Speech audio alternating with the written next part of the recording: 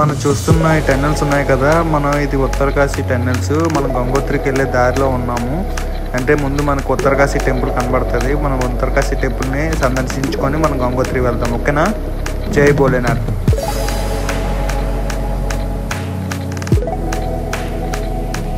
ఉత్తరకాశీ విశ్వేశ్వరుడు అంటారు, లేకపోతే విశ్వనాథ్ అంటాం. ఉత్తరకాశీ టెంపుల్కి వెళ్తున్నప్పుడు మనం ఉత్తరకాశీ టెంపుల్కి వచ్చాము. ఇది ఇక్కడ నుండి గంగోత్రి 100 కిలోమీటర్లు ఉంటుంది.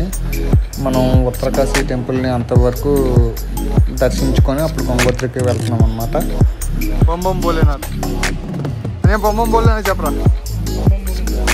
ఉత్తరకాశీ టెంపుల్, ఉత్తరకాశీ విశ్వేశ్వర టెంపుల్, ఉత్తరకాశీ ముందు హనుమాన్ టెంపుల్, వాసుకి.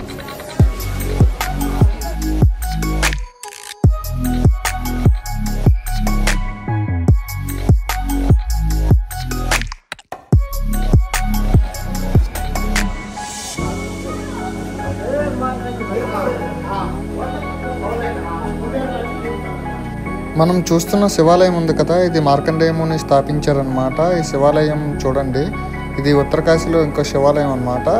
కరెక్ట్గా చూడండి. ఆ నాగదేవత అయిన వాసుకి ఉన్నాడు కదా, వాసుకి మహారాజ్.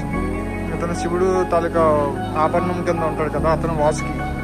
మనం ఉత్తరకాశీ టెంపుల్కి వచ్చాము. కాశీ విశ్వనాథ్ ఉత్తరకాశీ టెంపుల్ చూడండి వ్యూ ఎలాగుందో. ఇతను అందరితో ఈరోజు కాశీ విశ్వనాథ్ టెంపుల్కి వెళ్ళాము. కరెక్ట్గా కాశీ విశ్వనాథ్ టెంపుల్ చెప్పరా. జై భోలేనాథ్, బొంబం భోలేనాథ్. కాశీ ముఖద్వారం లోపలికి వెళ్తాం. ఇప్పుడు నందీశ్వరుడు అంటారు కదా, నందీశ్వరుడికి ఫస్ట్ ఏం చెప్పుకున్నా నందీశ్వరుడికి చెప్పుకుని మనం చూడడానికి వెళ్ళాలంటాం.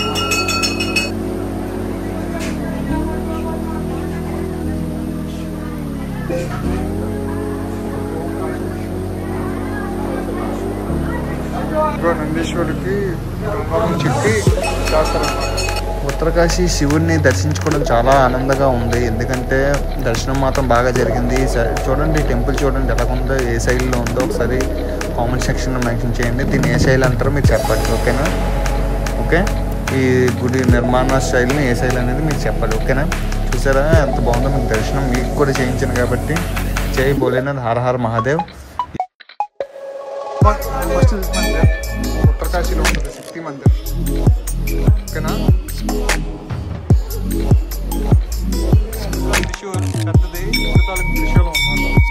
ఉత్తరకాశీలోని దానికి పరసు శక్తి మందిర్. ఇందులో నుండి డైరెక్ట్గా ఎంట్రీకి వెళ్ళాలి. ఉత్తరకాశీ హనుమాన్ మందిర్ అంటే దగ్గరలో ఉంటుంది హనుమాన్ టెంపుల్. ఉత్తరకాశీలోని ఉన్న హనుమాన్ టెంపుల్ ఇది. అంటే ఉత్తరకాశీ గుడి పక్కన ఉంటుంది, కాశీ విశ్వేశ్వరుడు గుడి పక్కన ఉంటుంది ఉత్తరకాశీ. ఇది ఉత్తరకాశీ ముఖద్వారం. ఇందాకలో మీకు చూపించడానికి అవ్వలేదు, ఈసారి చూడండి. దర్శనం మాత్రం హ్యాపీగా జరిగింది. అంటే ఇప్పుడు రిటర్న్ అవుతున్నాము. ఇక్కడ రిటర్న్ నుండి మళ్ళీ గంగోత్రికి వెళ్ళాలి కదా. జై భవాని, హర హర మహాదేవ్.